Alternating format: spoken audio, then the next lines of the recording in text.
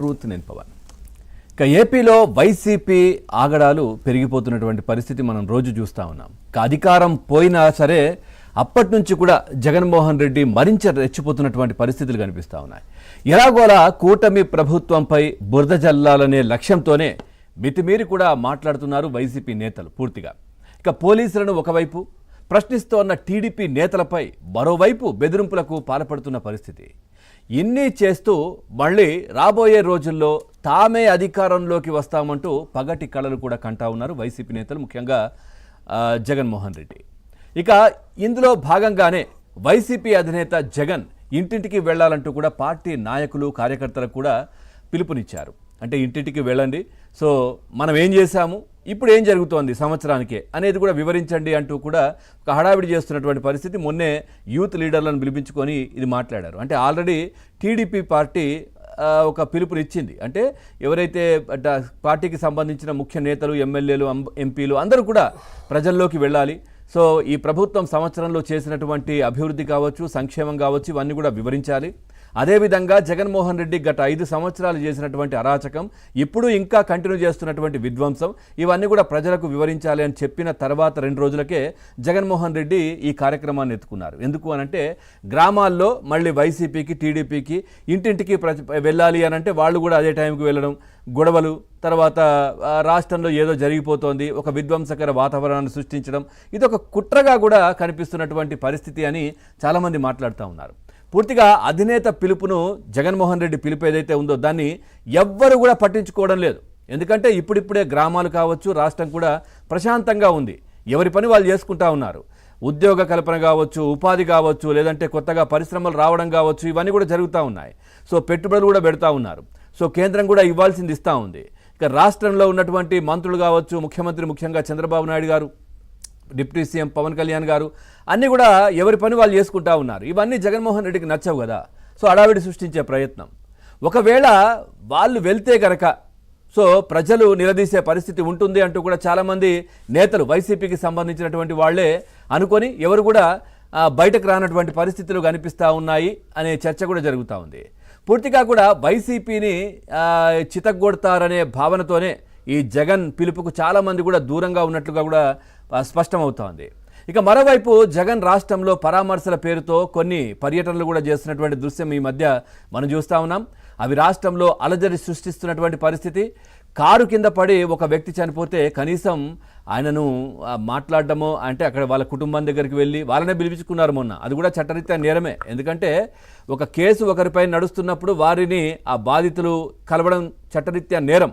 So దాన్ని కూడా ఉల్లంఘించి జగన్మోహన్ రెడ్డి దగ్గరికి పిలిపించుకొని మాట్లాడడం జరిగింది. వెంటనే జగన్మోహన్ రెడ్డితో ప్యాలెస్లో మాట్లాడి బయటకు రాగానే ఇంతకాలం 15-20 రోజులుగా వాళ్ళు ఎక్కడా మాట్లాడలేదు, ఏదైతే సింగయ్య కుటుంబ సభ్యులు. సో జగన్మోహన్ రెడ్డిని కలిసి బయటకు రాగానే మాకెందుకో అనుమానం ఉంది, అంబులెన్సులను ఏదో చేశారనే అనిపిస్తోంది, లోకేష్ గారి అనుచరులు చాలామంది వచ్చారు, ఇవన్నీ కూడా ఏదో కట్టుకథ సృష్టించారు గూడుపుటాని ఆ ప్యాలెస్లో. సో అవన్నీ కూడా వాళ్ళకి చెప్పారు. కానీ నిజంగా ఆ వీడియో చూస్తే కనుక సింగయ్య భార్య బాధతోనే ఎక్కడా కూడా జగన్మోహన్ రెడ్డి కళ్ళ వైపు కూడా చూడట్లేదు.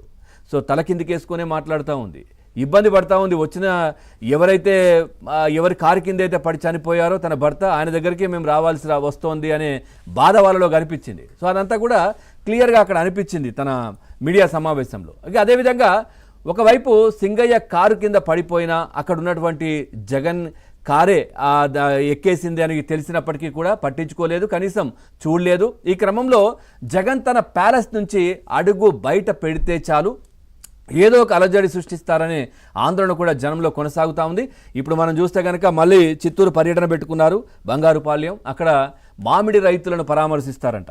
అంటే ప్రభుత్వం నిజంగా రైతులే దండం పెడతా ఉన్నారు, మీరు రాకండి, మా దగ్గరికి మీరు రాకండి. ఎందుకంటే మొన్నటికి మొన్న చూసాం, ఈ ప్రభుత్వం అన్నీ చేస్తూ ఉంది, మద్దతు ధర ఇస్తూ ఉంది, అన్నీ మాట్లాడుతూ ఉన్నారు, అన్ని చర్చలు కూడా జరుగుతూ ఉన్నాయి, మీరు మా దగ్గరికి రాకండి జగన్మోహన్ రెడ్డి అంటూ రైతులే కొడతా ఉన్నారు. ఎందుకంటే మనం చూసాం గుంటూరు మిర్చి యార్డుకి వెళ్ళారు, ఆ మిర్చి రైతుల పరామర్శ, వాళ్ళకు సంఘీభావం అంటూ అక్కడికి వెళ్ళి దాదాపుగా 11-12 టిక్కీలు కూడా దొంగతనం చేశారు ఈయన చుట్టూ ఉన్నటువంటి బ్యాచ్. అట్లాగే మొన్న ఏదైతే పొగాకు రైతులను పరామర్శించడానికి వెళ్ళారు, ఆ పొగాకు బయలన్నీ కూడా దొక్కేశారు.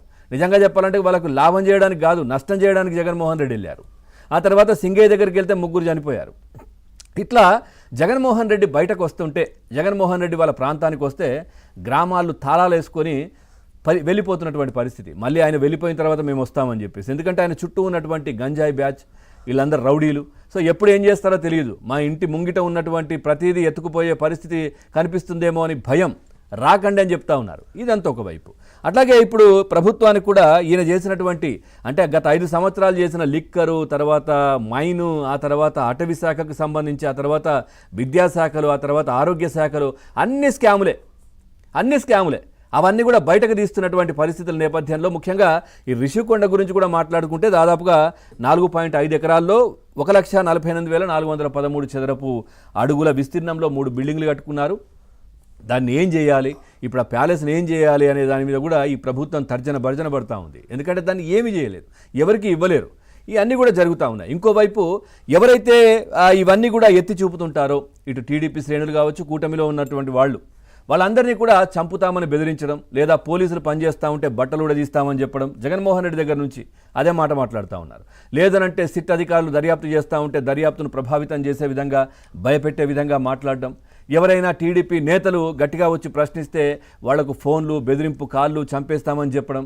ముఖ్యంగా మనం చూస్తూ ఉన్నాం ఈ మధ్య సీమరాజు కావచ్చు, లేదంటే ఆర్పి, వీళ్ళందరూ కూడా ప్రభుత్వాన్ని ఏవైతే సంక్షేమం చేస్తుందో అవన్నీ కూడా ప్రజల్లోకి తీసుకెళ్లడం, జగన్మోహన్ రెడ్డి చేసినటువంటి అరాచకాలను ప్రజల ముందు పెట్టే ప్రయత్నం నిరంతరం చేస్తూనే ఉన్నారు ఇంకా కూడా. సో వాళ్లను చంపేస్తామని బెదిరించడం, ఇవన్నీ కూడా జరుగుతూ ఉన్నాయి. సో అసలు ఏంటి, జగన్మోహన్ రెడ్డి మళ్ళీ ఇప్పుడు బయటకు రాబోతున్నారు 9వ తారీఖు బంగారుపాళ్యం. మరి ఏం చేయబోతున్నారు, ఇంకా ఎట్లాంటి అరాచకం సృష్టించబోతున్నారు, సో అసలు ఏం జరుగుతోంది,